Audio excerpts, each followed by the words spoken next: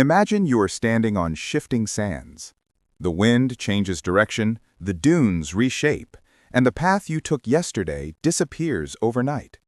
You could freeze, clutching at what was familiar, or you could learn to walk with the wind, letting the shifting landscape teach you balance. This is the world Dr. Todd Kashdan leads us into in Master of Change. The book is not a manual for controlling chaos. It is an invitation to dance with it. Kashdan argues that the greatest myth of modern life is stability, the illusion that success, happiness, and identity are fixed destinations. But life, he insists, is a river, not a monument. The sooner we accept that flow is the only constant, the freer and more effective we become. From the first pages, Kashdan reframes the way we see change. He introduces two concepts borrowed from biology: homeostasis and allostasis. Homeostasis is the body's attempt to maintain equilibrium, a system that resists change. Allostasis, by contrast, is the ability to maintain stability through change. The difference seems subtle, but it defines the difference between stagnation and evolution. Kashdan invites us to live allostatically, to see each disruption not as a threat to our identity, but as the very condition for its growth. He reminds us that every organism, from a cell to a civilization, evolves by confronting friction. A baby must fall repeatedly before learning to walk. Muscles must be torn to grow stronger. Even the brain rewires itself only when faced with novelty or conflict. Kashdan draws from neuroscience and behavioral research to show that growth is not the opposite of discomfort, it is born from it.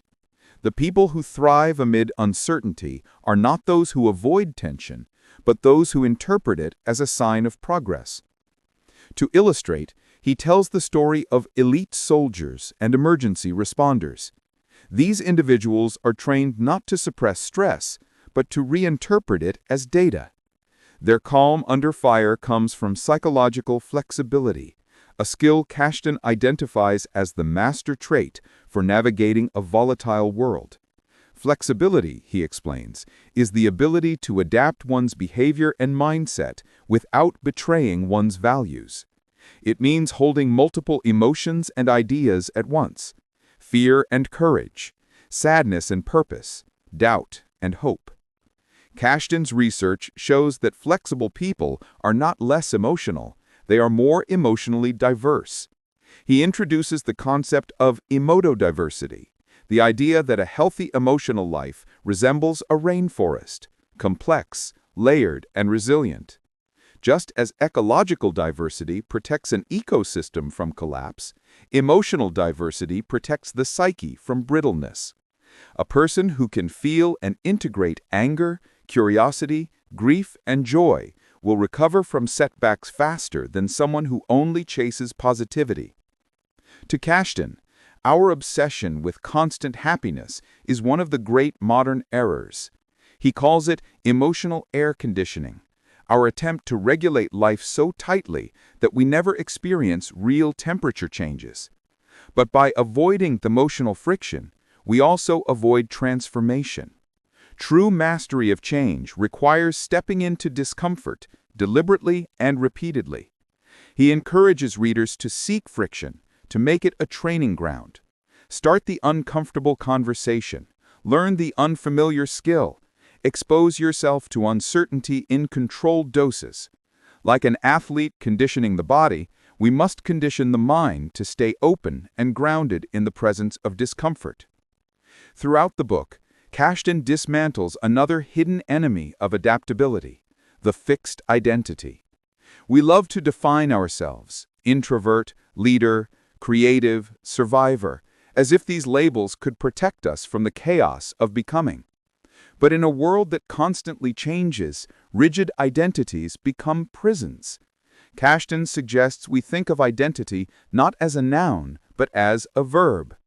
To be is to be becoming. He cites studies showing that people who view their personality as malleable recover faster from trauma, switch careers more successfully, and remain creative longer. Flexibility in self-concept, he argues, is psychological oxygen. It lets us breathe freely in uncertainty. This vision of change mastery is not passive acceptance. It is an active craft, a discipline. Kashdan offers practical methods to cultivate it. He recommends cognitive reframing, reinterpreting challenges as training. When a colleague criticizes your idea, instead of seeing rejection, see a chance to sharpen your reasoning. When plans collapse, treat the disruption as data about what truly matters. Each reframe is a micro-adjustment that builds mental flexibility over time. He also encourages daily emotional reflection, naming and exploring the functions of your emotions. What is this anxiety trying to tell me? What value does my frustration reveal? By honoring each emotion's message rather than suppressing it, we become fluent in the language of our inner world, a language essential for navigating change. In building resilience, Kashdan also stresses the importance of community. No one becomes a master of change in isolation. Those who thrive amid chaos, he writes, are surrounded by tribes of curiosity, people who normalize uncertainty, who see experimentation as a shared adventure rather than a threat. Together, they create cultures of psychological safety where innovation can emerge naturally. And yet, Kashdan warns us against misreading his message. He does not glorify chaos or suggest abandoning structure. The goal is not to be endlessly fluid, but to be anchored and adaptive, rooted in values, flexible in methods. He compares it to a tree. Its roots dig deep, but its branches bend with the wind. Stability, he reminds us, is not the absence of movement. It is the skill of moving with integrity. As the book closes, Kashdan invites us to imagine a new kind of strength, not the stoic, unchanging hero who resists the storm, but the surfer who learns to ride it. The master of change is neither victim nor controller, but a skilled participant in life's continual improvisation.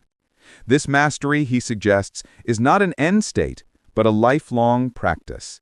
Each wave of disruption, loss, success, uncertainty, is another invitation to expand our range, deepen our flexibility, and renew our sense of purpose.